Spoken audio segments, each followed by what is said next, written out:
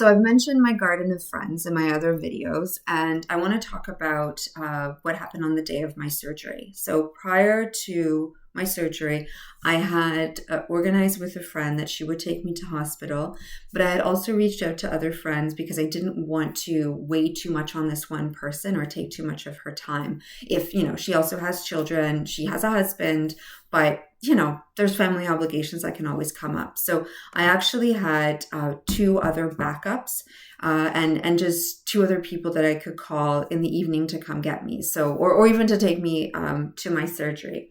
So on the day of my surgery, my friend came and she took me to hospital. And as we were driving in the car, she told me that, and even prior that evening, like the evening before, she had mentioned that, if I want to, she'd love to stay for as long as I need her to. And so in the car, we discussed, and she really expressed an interest or a desire to stay with me the whole day if she can, right? I did tell her to go home during my surgery because there's no sense in sitting around waiting for me as I'm, under the knife, if you will. Also, she was going to be the person who would be bringing my daughters. So it's best that she goes home and then picks up the girls along the way. On the day of my surgery, because there was suspicion that there was cancer in the lymph nodes, I did get an injection in my nipple, actually, which was it was kind of sad because this is like the last... the last sensation I had in that nipple, which was pain. Anyway, that was distressing, to be honest. And I remember having a good cry after that. I did put cream on it to numb it, but my nipples are so sensitive. That nipple was so sensitive. It's gone now. That I'm sure the cream helped. Otherwise, it may have been excruciating. Anyway, so I did have a good cry there. And then after that, we ended up registering, finding our way to the room where everyone was waiting for surgery or either coming out of surgery. It was very loud. I remember it being like just a very animated area with a lot of people, and it was difficult to find that cocooning situation. Again, I live in Canada. Maybe if you have private healthcare and you go to one of those, I don't know, hotel kind of hospitals, that might be different. But then again, it's not Eastern Europe. So I'm Hungarian, so I have the right to say that, I think. But anyway, so that's what happened. Anyway, during my wait, I had a nurse that botched up my IV, but that was, aside from that, everyone was really, really nice. I had my surgeon come in as well on that day, 2 times to see me, even in the morning. Actually, I should preface that my medical oncologist gave me a call because of other reasons that I will get into later. But anyway, I really felt...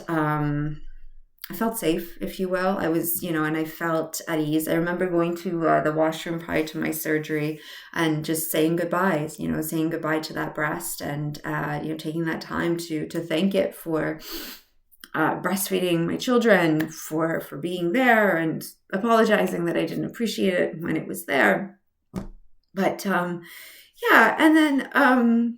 what I really, really liked is the anesthetist, or however you pronounce it in English, the one who gives you anesthesia. He came in and, into that waiting area situation room, and he talked to me first. And, I got to know who he was, and we were joking about, just getting in the car with my friend and driving to Mexico.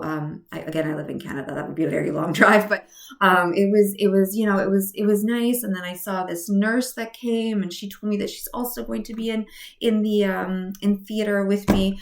I wish it was actually theater, but anyway. And so it was just nice to be surrounded by people who were caring. And I'm very lucky. I had my care at the Juravinsky in Hamilton. So, credit to those wonderful people. And what I also liked is that I wasn't put on a stretcher. I was able to walk to the surgery room. And I'm sure that what happens every time, but it was really a nice feeling that it was it was my agency that was leading it. It wasn't anyone forcing me onto something or strapping me into something. And I remember arriving to the operating room and just seeing all these, not even seeing, but being greeted as if I was entering into someone's not even home, more like a recreation kind of center area, welcome, we're gonna spend some time together kind of thing. It was, I took it for more of the nice part. If you think about it more, it's also kind of weird in a way, and it could be kind of scary. But the way that all the people just seemed so good, and I trusted them, which was crazy because it's crazy. Like, you're trusting people to cut you open. I mean, yes, I know my surgeon, but I just met this guy who's going to give me anesthesia, and I know it's an art as much as a science. And then there's all these other people that are going to be there, monitoring me. And that was good too. Like, prior to my surgery, I asked as to what this would look like. So I had that. Anyway, what I also liked is that it was me that held the oxygen mask to my face. And I could hear the voice of I really can't pronounce this word, but the person that gave me anesthesia to tell me what was happening and tell me when he was administering the drug and telling me, see you in Mexico. I didn't end up going to Mexico. I had an anxious dream, but anyway. No, I didn't have it. Don't worry. It was as I was waking up, I had an anxious dream, not while I was sleeping. The whole surgery was very quick. Supposedly, it only took 45 minutes, which was amazing. My incision, I'm very, very happy about it. Maybe one day I'll show everyone on YouTube. I'm not there yet, so when I'm there, that could be an option. If you ever want to message me, a private message you like me, I could always send you a picture. It's actually beautiful, quite nicely done. It's nice. At any rate, so that was that, and then when I woke up, I wasn't in the recovery room because there was no room, but I was in the operating room, and this is where like the anxious dream came. And this is where the anxious dream came, because I had learned afterwards that they had given me morphine and for the pain, but I just did not I don't like the feeling of losing control of my mind. I like to, for me, I'm more attracted to things like microdosing. I am attracted to microdosing. I enjoy, I've done it a couple of times, and it has been very useful and good for me in my journey. But I hate things like alcohol or marijuana or, I guess, morphine. I don't like either because of that effect of like taking me away from my brain and numbing that my sensations. So I was actually fighting against the morphine, and that was the dream. It was me kind of just fighting against it. And when I woke up, there was this I was dizzy, but not dizzy in the horizontal way, but dizzy in the vertical way, which was really weird.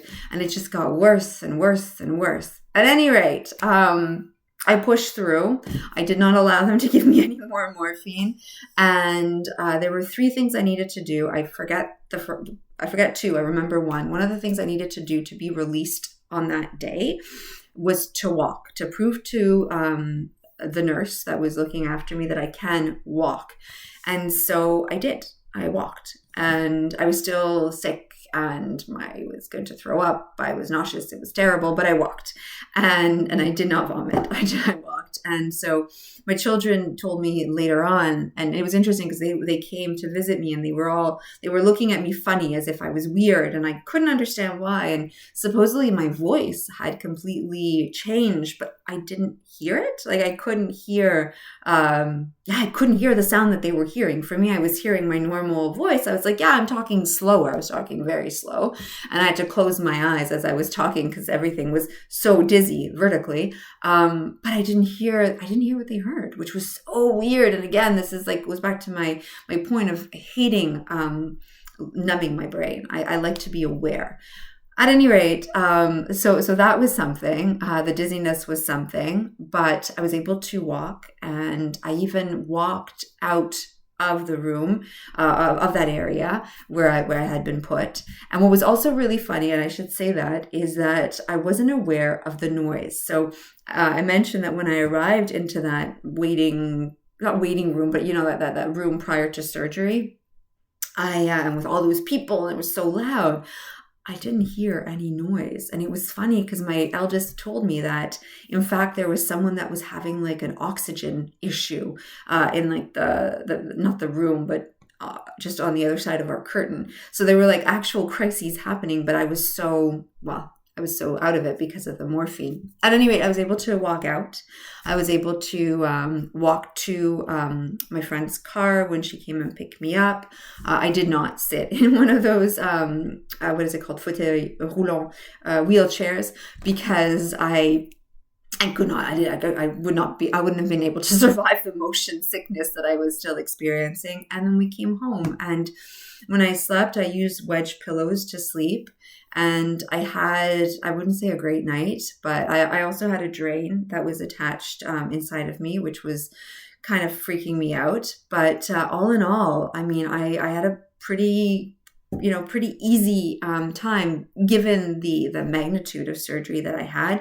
Again, I am lucky because I'm small breasted, so my surgery didn't take that long. I think that was also part of it. And I also had a really experienced surgeon that was operating on me. I should also say that because I live in Canada, maybe it's just the hospital I went to, but my surgeon said that plastic surgery doesn't get involved in aesthetic flat closures, but she knew exactly what I wanted and she did it. So it's beautiful. I like, as far as flat goes, she did a really good job. At any rate, I'll post another video about how just like the days after my recovery went, and maybe just like finish up the entire recovery journey so that you have an idea as to what it was like for me.